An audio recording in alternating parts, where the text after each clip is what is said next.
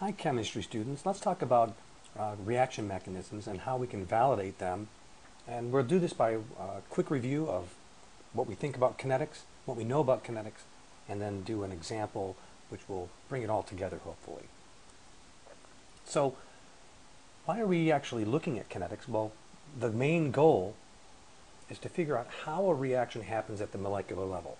Exactly what kind of collisions are going on when we make and break new bonds to make the new compounds out of what we started with. And the issue here is that we can't actually sit down and look at these collisions. They're happening too quickly and atoms and molecules are too small.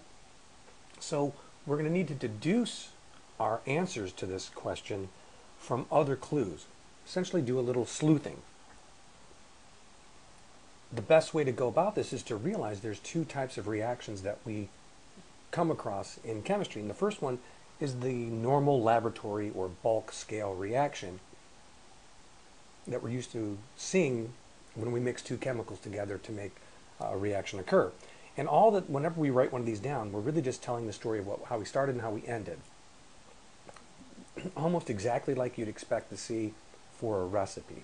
So if I give you a couple eggs, some cake mix, some oil, and some chocolate, whatever, you mix that all together, put it in the oven. When you're done, you get so many brownies.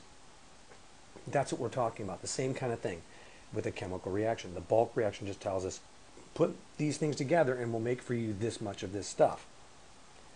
However, an elementary reaction is actually written in a way that represents how things are going to collide. And this is important because it also allows us to realize how the concentration dependence of each of these things matters in the collisional process. So we'll have the ability with an elementary reaction to write the rate law directly from the stoichiometry. So the idea of these steps happening, these little elementary reactions occurring all in a specific order, is called a mechanism. So the mechanism is just an idea that we can represent the bulk reaction by a series of steps. And each one of these steps is going to be an elementary reaction. And together, once again, that's called a mechanism. So if we look, here's a bulk reaction. And it's represented possibly by this particular mechanism. So the first rule that you have to get through, the first hurdle you have to get over, is that the mechanism must add up to the bulk reaction. So let's see how that works. As we see, the first step produces this hydrogen atom, but later on that hydrogen atom is used up. So that right there we can kind of cancel out. We see here that the OH is produced in the first step and used in the second step. So they cancel out. This electron right here and this electron, they cancel each other out because it's produced in one step and used in the other. So now that I'm here, oh, I've got one more. This oxygen that's produced is then later on used up right here. So those things right there all cancel out. And that means we're left with the H2O breaking apart into the hydrogen gas, the hydrogen ion, and the oxygen ion, which is exactly what our bulk reaction right here says it should be. So that's what we mean by the mechanism must add up to the bulk reaction. The things that cancel out, I've highlighted in yellow. All the other things that are remaining, they make up the bulk reaction. So when we look at the mechanism, there's different pieces. There's reactants and products. We've already talked about those. But there's also these other species that exist. One's called a catalyst, and this is a little bit different. It's something that we add to the reaction, and that's an important note. We add it ourselves, and because we add it, we know how much we add. Therefore, it can be part of the rate law.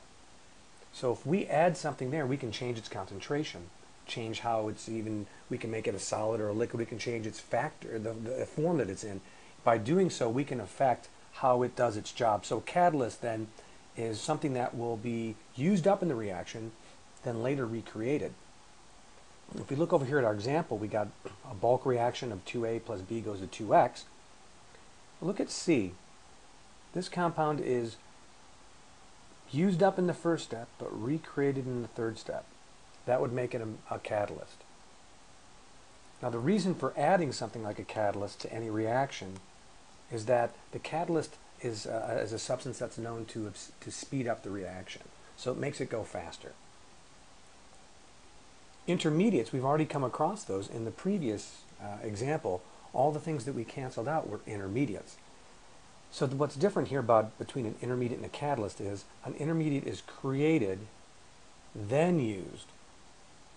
And why this is important is it's important to differentiate between a catalyst and an intermediate, in that an intermediate, we never put it in there.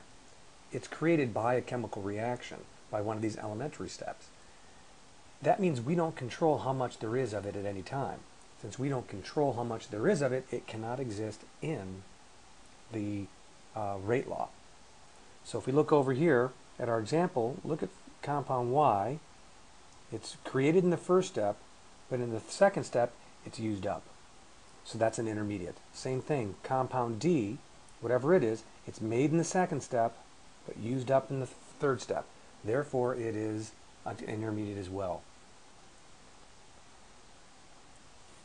So let's do an example. The example is going to be about hydrogen and carbon monoxide reacting to form H2CO. And we've got some data that's been taken at a particular temperature, a series of trials. And with that, we should be able to find a rate law, hopefully. And then someone has proposed a mechanism. Here's this mechanism down here.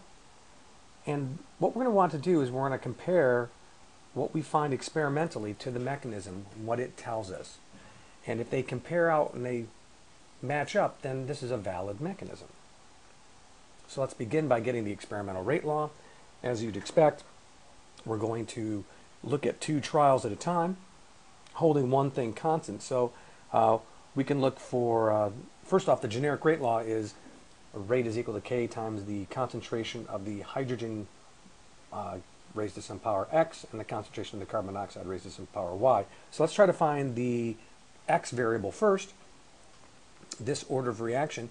And if I look at trials 2 and 3, if you look at 2 and 3, the CO is constant, but the H2 is halved and the rate goes down. So the reason the rate changed was because of the way we changed the hydrogen concentration. So I plug those into my relationship and I find that it's 1/2. That's a completely acceptable rate law order. No problems at all there with having a half order in our rate law. If we want to look for Y, we need to look for constant H2, but a change in CO. In trials 2 and 4 does that for us. If I plug those values in, I get an order of 1. So my experimental rate law is rate is equal to K times H2 to the 1/2 times the concentration of CO to the first power. What we get from this is we now have experiment, which we trust to be true. Our proposed mechanism better reproduce this exact rate law, or else it's not going to be valid. So that's what we're trying to say here. We have an experimental rate law.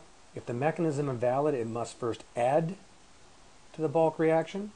This is the first thing you should check, by the way. Always check this first, because if you think about it, if that's not the case, then why even go on and try to validate the mechanism by finding the rate law? Our next goal is to deduce the rate law from the mechanism. So there's many techniques for this. You only know one.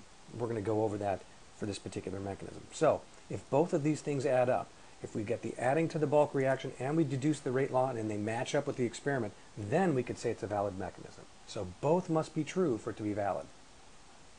So to deduce the rate law, we first identify the slow step, or the rate determining step. Right here it is. That slow step then, it's an elementary step, so we can immediately write the rate law for that step. It's just based on the stoichiometry because this is an elementary step. Now, as I look at it, we've got a problem. Right here is an intermediate. That's an intermediate in this particular reaction, and that can't be in our rate law. The CO is fine. Everything else is fine. It's just that intermediate can't be. So we might look to see if there's an equilibrium. Is there an equilibrium in this reaction that might allow us to express our intermediate in terms of a real reactant or product? And the answer is yes. Just take a look at the first step. The first step is an equilibrium between H2, one of our reactants, and the hydrogen atom, which is our intermediate. So let's use that intermediate, that equilibrium relationship, which just says that the rate of the forward reaction divided by the rate constant of the reverse reaction will be equal to the ratio of the concentrations of products to reactants raised to their powers. You'll be very good at this after we get moving on equilibrium. What I'm going to do is I'm going to now solve this for the intermediate that I want to substitute out, but I notice that this is an H, that it's squared, and in our expression it's not squared. So I'm going to need to take the square root of both sides, and now I can substitute. So I can take this expression right here, I can take this expression and I can substitute it right into there. So that's what I'm going to be doing here. When I finish that up, lo and behold, I get a whole bunch of constants multiplied together. I'm going to call that K. And then I get H2 to the 1/2 and CO to the first. Well, if you take a look at that, that's exactly what the experimental rate law we got from the trials that were done earlier. So what we found is this. The mechanism does add up to the bulk reaction. The mechanism also predicts the same rate law as the experiment. Therefore, this is a valid mechanism. But don't go too crazy in thinking you've answered the question of how this reaction happens. What we've just seen is an example of how it may happen. So because it's valid doesn't mean it's the mechanism. There's no way to know if it's the mechanism. Other mechanisms can be developed that will answer that will match the experimental data as well. So all we know is we're one step closer. We have something that does work, and it might be the right one. That's all it means. It matches the criteria we humans have as we measure and try to decide whether it's the actual mechanism or not. Hope this helps you understand a little bit more about how kinetics works and how it all fits together.